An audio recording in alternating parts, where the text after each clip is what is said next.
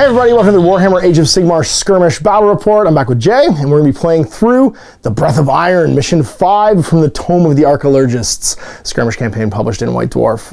The Blood and Iron, which is your corn warband, are taking on the Earth, Wind, Air, and Fire, which is my elemental warband of elves, and it's the second to last mission. There's an evil ritual being perpetrated. We'll off to see who is the ritualist and who is the assassins trying to stop the ritual person, yeah, we'll get this underway. All right, here's my warband. We've got Kurnos Treeborn, who is my leader here. He's got the cool new trinket. He gets an extra artifact of power in this game. So he has 2 wounds now instead of 1. He's like a real boy hero, sort of. He's still just champion. And then I got 4 sword masters, 2 Namarti Reavers, and 2 Bloodsuckers. So it's the different components of my elemental warband. We have earth, we have fire, water, and then wind over here. As if you didn't get the joke the previous 4 videos. One of my Bloodsuckers is a crone, and that is the composition. I have a 168 renowned warband.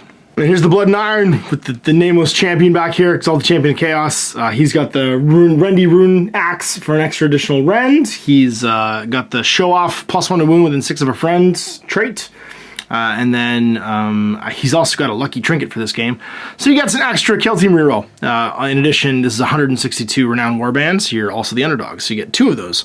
Then you've got 3 Reavers, led by a champion. Right here, you got Magor being actual Magor, and then you got 3 Doggos, Chaos Warhounds, and that is the current Blood and Iron warband. All right, so here we are set up for the ritual. There's a huge ritual tower having something terrifying happen in it, and there's 2 zones that can be controlled, magical spell porters. So if you can imagine the special effects, there's like lightning shooting over here and lightning shooting over here, and they're powering up the tower, and someone's chanting and singing inside, trying to open the Kamon clock there in the bottom. So we'll dice off right now to see who the ritualist and who the assassin is. I got a 2. I got a 1. You got a 1? I can choose? I'll be the ritualist. Let you try and stop me. So I have to choose 1 model for my warband that cannot leave my deployment zone. My deployment zone is a 12-inch square in the middle of the table. So she'll be up here chanting and singing and ready to bring down the blood magic, as she does, chanting a cane. And the rest of my army has to deploy on the inside. So it's a 14-inch zone, actually. 7 by 7 from the middle. So she can never leave it. She's in cover though, sitting up there in the tower, which is nice. And she gets a 4+ save against all mortal wounds, which means she's a little bit more durable. Now, Jay's gonna win if she dies. He just wins immediately if she dies. He'll also get a minor victory if I have 3 or more wounds. If she's taken 3 or more wounds, she's dead anyway because she only has 2 wounds. And I'll get a minor victory if she's alive at the end of the game and we haven't completed the ritual. Now these 2 zones, if the assassin controls them at the end of a battle round, when I roll to see if I get the ritual off or not, I'm at a -1 for each one they control. So I'm trying to break out and seize these back. And my opponent can deploy anywhere within 6 inches of any table edge. So I'm gonna start in the middle, I'm gonna start surrounded, we're gonna fight for the zones, and try and complete this ritual. I'm gonna go 5 battle rounds to see if it ends or not, and if I haven't completed after 5, I get a minor if she's not dead, and then you just get a major if you kill her. And if to complete the ritual, I have to roll a d6 at the end of any of my turns, and on a 6+ I get it. So if either of these are controlled, I can't actually complete the ritual. All right, we're set up for the ritual. So I deploy in a 14-inch square in the middle here, and Jay within 6 of an edge. So he's got Doggo and Reaver over here guarding this zone. Doggo and Reaver guarding that zone, trying to keep me from scoring. And then right up the middle, we got Magor, we got the unnamed champion, we got your champion Reaver, and another Doggo. I'm sending 2 sword masters to try and clear these pads. And well, you're not gonna last very long, Kurnos, but you're gonna do your best. Buy some time. So as you finish setting up first, you decide who has the first battle round. Would you like to go? Yeah, I sure do. First turn of the battle round? Yeah, okay, turn 1. It's all you. You got to 1 CP, and you have 2 little fancy rerolls, because you're the underdog right now, and also you got your fortuitous trinket. Movement. Stand outside of 3. This was always how it was gonna end. You guys gonna move at all? Nope. Nope. And the other guys over there? Nope. Okay, all right. No shooting, so come at me, bro. Who's charging first? Charging. Going the boss. All the charges. All day. Oh. So you can just charge in the middle if you want, yes. You could just go right up to her and try and kill her. Next up. Magor. Going 6. Try and kill Kurnos. 11. Looks good. Makes it. And then Doggo. 9. Other side, climbing the walls. Oh dear. Well then, things got sporty rather quickly. All right, you get to pick the first of the fighters. Who wants to go first? Going with the boss. All right, who's he gonna fight? The person right in front of him. He only gets one attack. I'm gonna use my reroll. You cannot reroll that die for number of attacks. No, you can't use it. It's not for attacks. It's for hits, wounds, saves, and battle shock tests. So one attack and a 4. You can reroll this though. I will. Okay. No. Ha. Oh, you've used one of your 2. And then he makes 2 more. attacks. I might be okay. 1 1 hit. I'm gonna live. on a 2. Wounds, yep. And then -2, so I don't get a save. Take a wound. Okay, well, it's over to me then. Kurnos, kill him. Hit with my big kill-a-majig into Magor. 2 attacks on 4s. I'll spend my martial prowess to reroll 1. Oh, potato. Nope, still misses. You're the worst. What are you? Reaver up top's gonna Reaver. He's the boss, so 2 attacks. Hitting the Namarti. And 4s hit my Reaver. 1. Rerolling 1s for the blade. Nope. 1. And then forced wound. No. Well then, I guess we make stabs with her. She'll pile in, climbing down the wall here into Doggo. Ugh. Oh god, oh Magor. Stab him on 3s. And then on 4s with King Knife. Yeah, take that Doggo. So you get 6s because you charged. What? Get +1. +1, you'd be at 5s normally because it's cover, but you charge this round, so you don't get the cover bonus. So the 5 fails and 6 passes, so he's toast. Actually, sorry, she gets a 6-up save because she's in cover. Ah, she doesn't have a wound. All right, so your Reaver's gone. I think it's Magor's turn. So Magor, hitting with the belly. Mask of Terrifying, misses. And then how many axe attacks? Oh, sorry, it's Potato. You can roll it again. Nope. And then 1. 1, yeah, on 3s.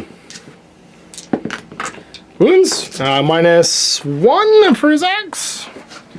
-1, okay, so my 5-up goes to 4 because of cover, and then 5 because of your -1 round.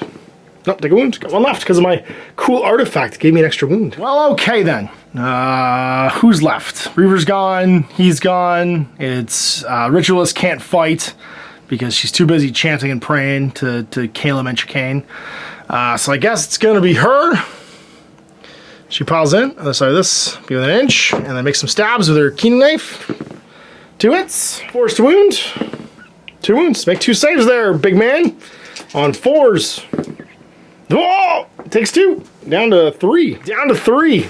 Okay, I think you're out of peeps at this point, and I've still got 1 Reaver to fight, so it's gonna be him on 3s, and then on 4s with his Chris knife. 2 more wounds on that Reaver. 6 ups. No, he's dosed. All right, well, I didn't just instantly lose the game, so things are coming up me. Now it's time to run like a coward. All right, so thing the first. Let's do some command points. I gain a CP, and then some movements. No, hero phase. I don't have anything to do in the hero phase. We're gonna move up here, start the slow march to try and kill these dudes. Same over here. Go try and kill some Reavers. All right. Who's gonna fall back? I think everyone has to fall back. The boss is 100% gonna fall back. He's gonna say later, and just leave. And go over here. Oh, he could use the pipes. Pipe it out. I gotta stay outside of 9, so I'm gonna go over here. And I have to be within 3 of the edge because there's no wildwoods. So we're just gonna bamf. I'm gonna play the pipes. Then I think I'm gonna stay. We're gonna leave. Try and leave combat. I think we just try and shoot you to death. I think that's all we can do.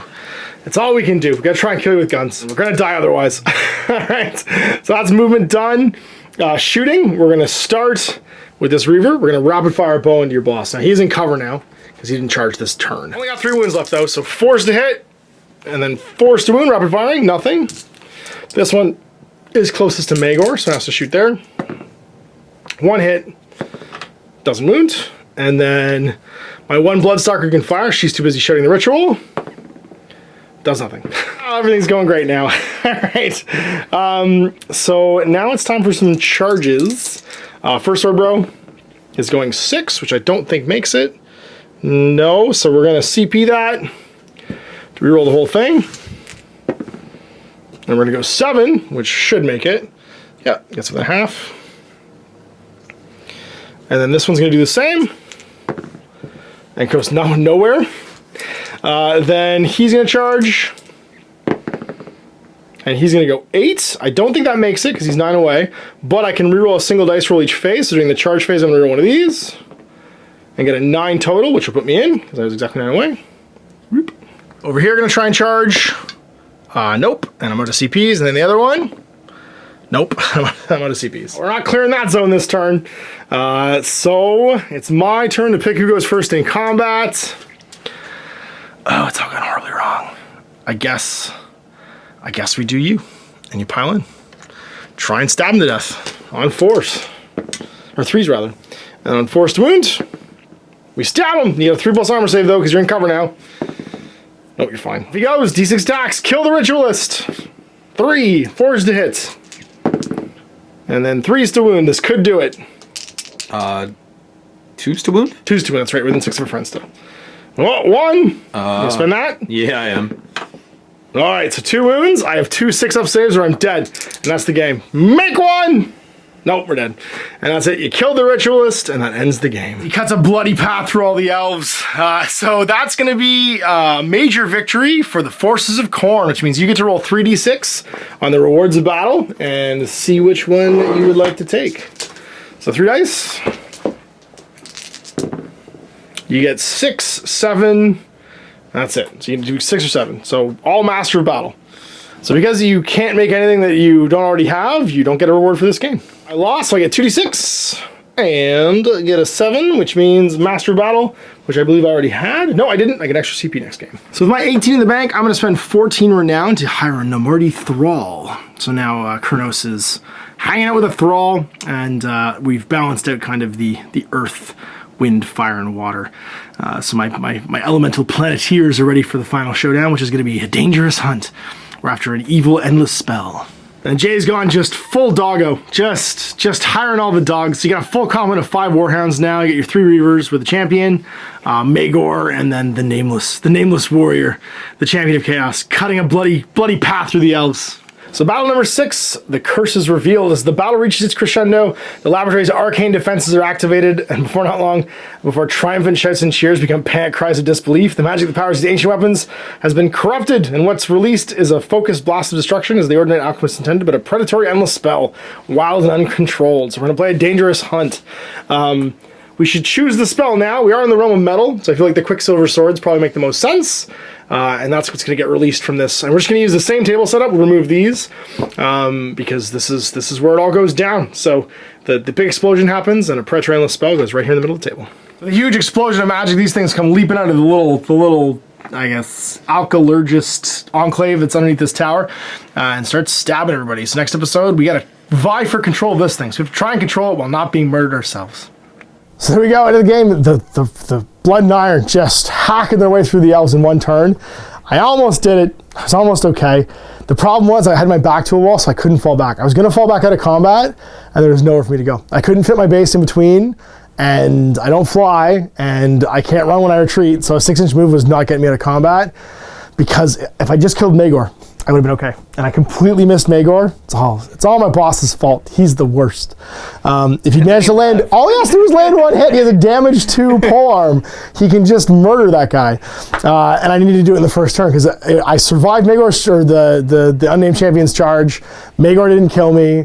I just needed to hit and wound Magor once. And I was hitting on 3s, hitting on 4s, wounding on 2s, and I had a reroll because of like martial memories. It's so bad. It's so bad. He's so bad. He doesn't kill Magor ever. He sits in combat for like 3 turns with Magor and then finally gets killed. So anyway, it's all the marbles next game, which is going to be the curse revealed. We'll be playing the most dangerous prey of all, which is not man. Apparently it's giant floating swords that stab you from the sky. And all the games up to this one don't matter. So it's whoever wins this game gets all the marbles. And you've just powered up with 5 dogs. I don't know if I have enough arrows to kill all the dogs. I have 1 extra stabbing man. That's all I really have. So we'll see you for that. And that's going to be next week. We'll see you for the grand finale of our little Warhammer Age of Sigmar Skirmish campaign. And we'll give you our thoughts on this little 6-game series too. So big thanks for watching. Big thanks for Jay coming in and playing. And until next time, I'm Ash. I'm Green. I hope you enjoyed that video. If you want to support the channel, of course, like and subscribe and hit the little bell below so you get notifications when I post future content. I do post stuff 7 days a week. If you want to support the channel further, you can, of course, buy a t-shirt through Spreadshirts, buy a measuring gauge or objective markers from Death Ray Designs, or, of course, most importantly, there is Patreon. Patreon is what makes all this possible, keeps the lights on, pays for the studio costs, pays for the equipment, model costs, and everything else, and most importantly, puts food in my kids' bellies and a roof over their heads. Big thanks to everyone, past, future, who supported me.